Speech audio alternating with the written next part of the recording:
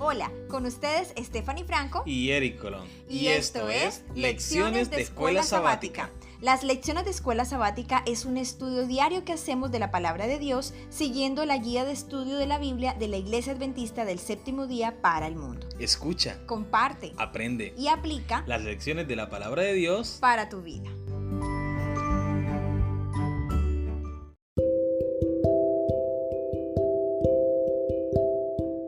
Muy buenos días, apreciados amigos y hermanos. Qué bendición, qué placer es encontrarnos nuevamente para estudiar las lecciones de la Escuela Sabática.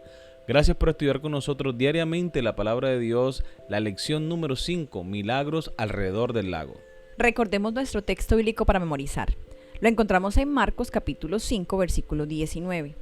Pero Jesús no le permitió, sino que le dijo: vete a tu casa, a los tuyos, y cuéntales las grandes cosas que el Señor ha hecho contigo y cómo tuvo compasión de ti.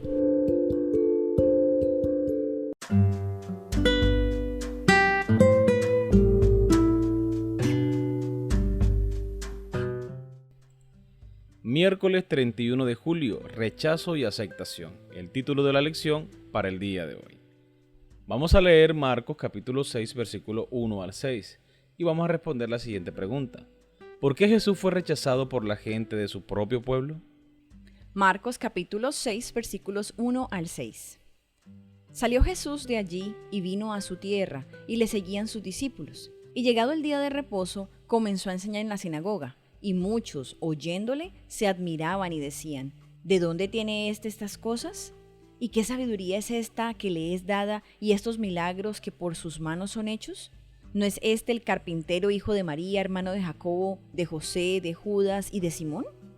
¿No están también aquí con nosotros sus hermanas? Y se escandalizaban de él. Mas Jesús les decía: no hay profeta sin honra, sino en su propia tierra, y entre sus parientes y en su casa. Y no pudo hacer allí ningún milagro, salvo que sanó a unos pocos enfermos, poniendo sobre ellos las manos. Y estaba asombrado de la incredulidad de ellos, y recorrió las aldeas de alrededor enseñando. Muy bien, recordemos la pregunta. ¿Por qué Jesús fue rechazado por la gente de su propio pueblo? Pienso que por los prejuicios. Porque conocían a Jesús, conocían a su familia, sabía dónde se había criado, quiénes eran sus padres, quiénes eran sus hermanos, y no podían ellos entender cómo una persona tan simple, humilde como Jesús fuera el enviado de Dios, el Mesías, el que tanto estaban esperando. Entonces, en su mente no cabía ese pensamiento. Sin embargo, ellos estaban viendo las evidencias, los milagros, las palabras de Jesús, su enseñanza con autoridad, y sin embargo, cerraron su corazón, cerraron su entendimiento para no aceptar a Jesús como el Hijo de Dios. Pienso que aquí podemos ver un claro ejemplo de menosprecio. Las personas se llevan una idea de otras y creen que jamás la persona podría hacer algo que realmente valga la pena. Y aquí es muy triste porque rechazaron justamente al Hijo de Dios. Suele ocurrir que cuando un habitante de un pueblo pequeño se vuelve popular, sus conciudadanos le brindan toda su atención cuando está de visita.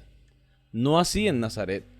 Estaban ofendidos y sorprendidos por el éxito de Jesús como maestro y sanador. Su paso de ser un obrero manual a un maestro les resultaba difícil de aceptar. Otra razón para la animosidad de ellos pudo haber sido el hecho de que realizó la mayoría de sus milagros en Capernaum, de acuerdo con Lucas capítulo 4 versículo 23. Además, él ya había tenido un desacuerdo con su familia, de acuerdo con Marcos capítulo 3 versículo 31 al 35.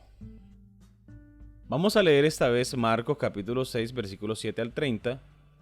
¿Qué contraste existe entre la misión de los 12 apóstoles y la decapitación de Juan el Bautista? Marcos capítulo 6 versículos 7 al 30. Después llamó a los 12 y comenzó a enviarlos de 2 en 2, y les dio autoridad sobre los espíritus inmundos, y les mandó que no llevasen nada para el camino, sino solamente bordón, ni alforja, ni pan, ni dinero en el cinto, sino que calzasen sandalias y no vistiesen 2 túnicas. Y les dijo: donde quiera que entréis en una casa, posad en ella hasta que salgáis de aquel lugar. Y si en algún lugar no os recibieren ni os oyeren, salid de allí y sacudid el polvo que está debajo de vuestros pies, para testimonio a ellos. De cierto os digo que en el día del juicio será más tolerable el castigo para los de Sodoma y Gomorra que para aquella ciudad. Y saliendo predicaban que los hombres se arrepintiesen, y echaban fuera muchos demonios y ungían con aceite a muchos enfermos y los sanaban. Oyó el rey Herodes la fama de Jesús porque su nombre se había hecho notorio, y dijo: Juan el Bautista ha resucitado de los muertos, y por eso actúan en él estos poderes. Otros decían: es Elías. Y otros decían: es un profeta o alguno de los profetas. Al oír esto, Herodes dijo: este es Juan, el que yo decapité, que ha resucitado de los muertos. Porque el mismo Herodes había enviado y prendido a Juan y le había encadenado en la cárcel por causa de Herodías, mujer de Felipe su hermano, pues la había tomado por mujer. Porque Juan decía a Herodes: no te es lícito tomar la mujer de tu hermano. Pero Herodías le acechaba y deseaba matarle y no podía. Porque Herodes temía a Juan, sabiendo que era varón justo y santo, y le guardaba a salvo, y oyéndole se quedaba muy perplejo, pero le escuchaba de buena gana. Pero venido un día oportuno en que Herodes, en la fiesta de su cumpleaños, daba una cena a sus príncipes y tribunos y a los príncipes de Galilea, entrando la hija de Herodías, danzó y agradó a Herodes y a los que estaban con él a la mesa. Y el rey dijo a la muchacha: pídeme lo que quieras, y yo te lo daré. Y le juró: todo lo que me pidas te daré, hasta la mitad de mi reino. Saliendo ella, dijo a su madre: ¿qué pediré? Y ella le dijo: la cabeza de Juan el Bautista. Entonces ella entró prontamente al rey y pidió diciendo: quiero que ahora mismo me des en un plato la cabeza de Juan el Bautista. Y el rey se entristeció mucho, pero a causa del juramento y de los que estaban con él a la mesa, no quiso desecharla. Y enseguida el rey, enviando a uno de la guardia, mandó que fuese traída la cabeza de Juan. El guarda fue, le decapitó en la cárcel y trajo su cabeza en un plato y la dio a la muchacha, y la muchacha la dio a su madre. Cuando oyeron esto sus discípulos, vinieron y tomaron su cuerpo y lo pusieron en un sepulcro. Entonces los apóstoles se juntaron con Jesús y le contaron todo lo que habían hecho y lo que habían enseñado. Muy bien, recordemos la pregunta. ¿Qué contraste existe entre la misión de los 12 apóstoles y la decapitación de Juan el Bautista? Bueno, aquí vemos un ministerio que está terminando, el ministerio de Juan el Bautista, y vemos en los discípulos un ministerio que apenas comienza. Un ministerio que apenas está dando sus primeros pasos. Los discípulos, algunos habían seguido a Juan el Bautista, habían escuchado sus enseñanzas y habían tenido el privilegio de escuchar a Juan decir de Jesús: este es el Cordero de Dios que quita el pecado del mundo. Juan sabía que le quedaba poco tiempo. Él dijo: es menester que Él crezca y que yo mengüe o que yo disminuya. Así que vemos cómo Dios utiliza a los 12 apóstoles para que la semilla del evangelio sea sembrada en todo el mundo conocido. Porque a pesar de que el evangelio sufra persecución y aún maten a los discípulos y los apóstoles, el evangelio sigue creciendo para la gloria de Dios. Amén. Esta es la tercera historia sándwich en Marcos. Pueden ver la lección número 3. La misión de los 12 apóstoles, consistente en llevar el mensaje de Jesús a todas partes, se encuentra en abierto contraste con la encarcelación y el silenciamiento de Juan el Bautista. A los discípulos se les dice que viajen sin equipaje y que dependan de otros para su sostén. Esa estrategia hace que los misioneros precisen de las personas a las que sirven, lo que los ayuda a vincularse con quienes necesitan su mensaje. Pero Juan el Bautista no tenía un vínculo tal con Herodes y la familia de este. La muerte de Juan se describe de una manera impactantemente detallada a medida que la conspiradora Herodías se aprovechaba de la ambivalencia y la lujuria de Herodes. La hija de Herodías añade al escandaloso plan con su grotesca solicitud de que la cabeza de Juan le fuera traída en un plato. El acallamiento de la voz estentórea del Bautista ocurre mientras los 12 apóstoles proclaman su mensaje de arrepentimiento, así como lo había hecho Juan antes. La muerte de Juan presagia la de Jesús. Juan es ejecutado, sepultado y reportado como resucitado entre los muertos, como ocurriría con Jesús.